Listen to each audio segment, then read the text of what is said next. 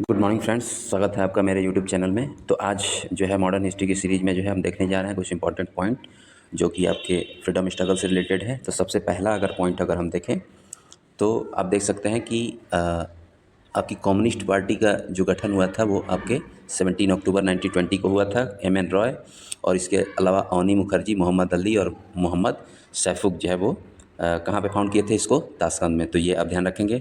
Next point अगर हम देखें तो कानपुर, मेरठ और पेशावर कॉन्स्पिरेसी जो है इसमें जो है वो किसके अगेंस्ट था? ये जो है leader again the communist movement था। फिर अगर हम नेक्स्ट पॉइंट देखें तो M N Roy founded radical democratic party किस ईयर में? 1914 में। फिर बंदी जीवन अगर देखें तो ये मास्टरपीस किसके द्वारा? तो सचिन नाथ सन्याल के द्वारा जो है ये का जारी की गई थी। फिर नेक्स्ट पॉइंट अगर देखें तो रिवॉल्यूशनरी सोसाइटी ऑफ पार्टी आरसीपीआई जो है वो आपका सौमेंद्र नाथ टैगोर के द्वारा 1934 में इस्टेब्लिश की गई थी। फिर जो है देखिए इंपॉर्टेंट फेज में हम जा रहे हैं। वीडियो अच्छा लगे तो ज़्यादा से ज़्यादा लाइक करिएगा, सब्सक्राइब करिएगा और शेयर करिएगा। ये आपके आने वाले एग्जाम आर यूपीपीसीएस और बीपीएससी 71वीं के लिए जो है वो काफ़ी इंपॉर्टेंट होगा और वनडे एग्जाम में भी डायरेक्टली ये फैक्ट पूछा जाता है। तो आप ज़्यादा से ज़्यादा इसको देखिएगा और इससे लाभ लीजिएगा।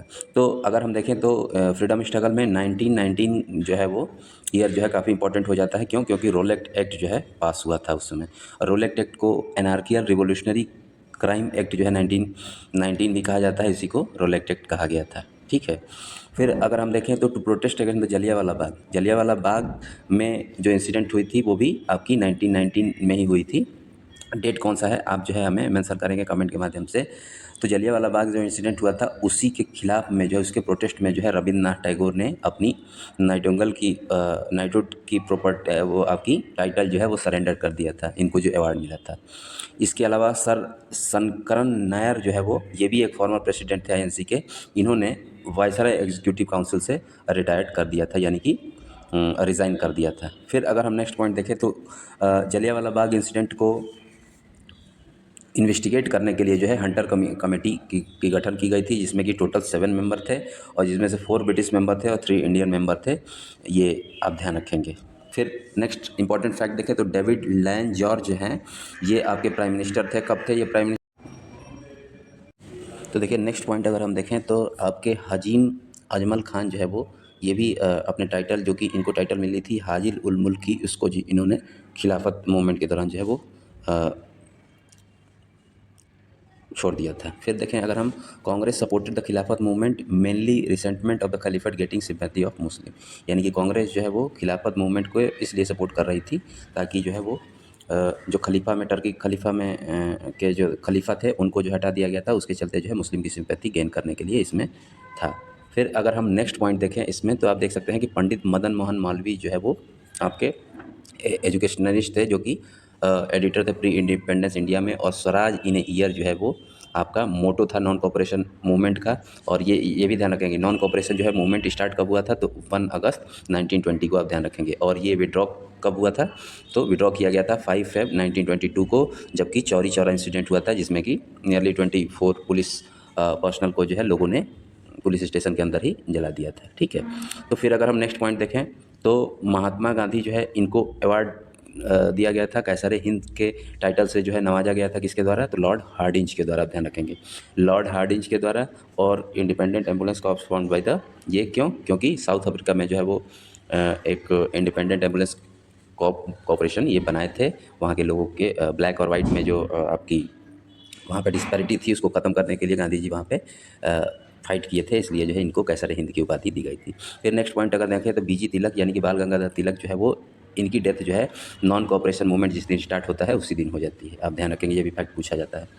फिर at the Bardoli Gujarat Gandhi ji passed resolution to withdraw non cooperation movement. पूछा जाएगा कि आपसे क्वेश्चन की किस सेशन में जो है वो गांधी जी रिजोल्यूशन पास करते हैं नॉन कॉपरेशन मूवमेंट को विड्रॉ करने के लिए ड्यू टू चौरी चौरा? तो आप ध्यान रखेंगे कि ये जो है आपका बरदौली था।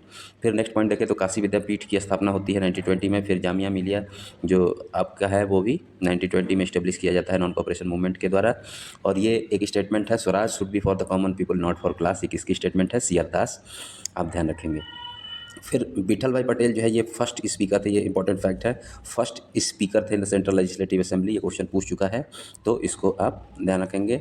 और नेहरू रिपोर्ट जो है कब आई थी, तो 1928 में जो है आई थी नेहरू रिपोर्ट, जिसमें कि क्या किया गया था, जिसमें डोमिनियन स्टेटस का जो है मांग किया गया था in place of complete independence. ठीक है, तो इसी नेहरू रिपोर्ट के खिलाफ में जो है 14 पॉइंट प्रपोजल आया था किसका, आपका मोहम्मद अली जिन्ना का, कि कब आपके 28 मार्च 1929 में। ठीक है, फिर अगर हम नेक्स्ट देखें तो नेक्स्ट पॉइंट अगर हम देखें तो मौलाना आपके हसरत मोहानी जो थे मोहानी, ये अहमदाबाद के सेशन में 1921 प्रपोज करते हैं कि swaraj should be defined as complete independence.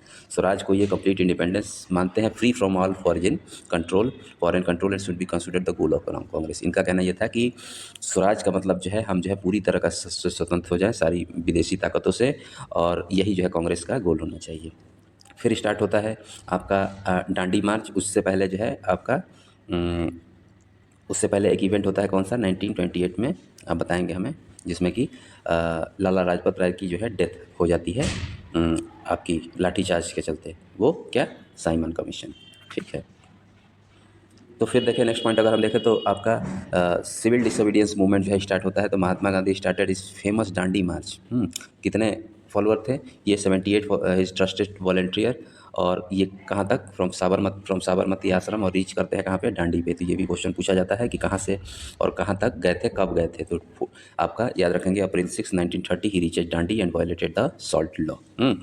तो फिर क्विट इंडिया मूवमेंट स्टार्ट होता है कब, तो 1942 में। ये क्रोनोलॉजी जो है एक्चुअली पूछी जाती है, पूछ चुकी है कई एग्जामों में, और यूपीपीसीएस और आरओ में तो खास करके क्रोनोलॉजी के क्वेश्चन जो है पूछे जाते हैं, इसलिए आप ध्यान रखेंगे, ये इंपॉर्टेंट फैक्ट लिए गए हैं आपके लिए। तो क्विट इंडिया मूवमेंट 1942 का है, और गांधी यूरिन पैक्ट अगर देखें तो मार्च 1931 में आया था।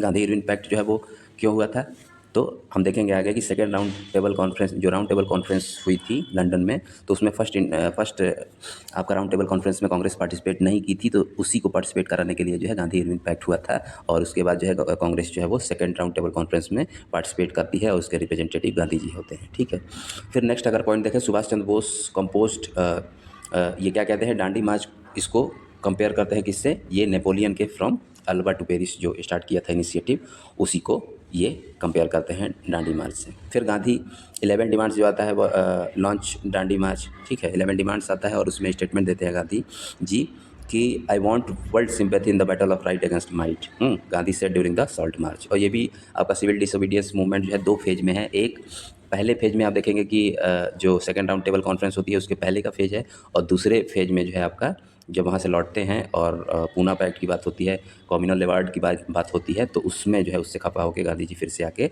और स्टार्ट करते हैं फिर से second phase civil disobedience movement का, हम देखेंगे।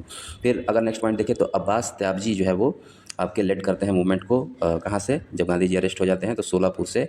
और गांधी जी को किस जेल में जो है रखा जाता है, ये भी पूछा जाता है क्वेश्चन, तो यरवदा जेल, ध्यान रखेंगे। ठीक है, फिर अब वो भी जो है अगर सरोजिनी नायडू की बात करें, सरोजिनी नायडू जो है लेड करती है दर्शना सॉल्ट डिपो को, कहाँ पे, ये जब अब्बास त्याबजी जो है अरेस्ट हो जाते हैं उनके बाद। तो आज के लिए इतना ही रखते हैं, और कल जो है नेक्स्ट हम देखेंगे इसी सीरीज़ में आगे मॉडर्न, और दो या तीन जो है वो आपके वीडियो हो सकते हैं इससे इंपॉर्टेंट फैक्ट के। इससे आपका पूरा मॉडर्न हिस्ट्री कंप्लीट हो जाएगा। आप जो है वीडियो अंत तक देखिए, और ज़्यादा से ज़्यादा लाइक करिए, सब्सक्राइब करिए, शेयर करिए। इसी तरीके से इंफॉर्मेटिव वीडियो जो है आपके सामने मैं लाता रहूँगा। तो आज के लिए इतना ही, धन्यवाद।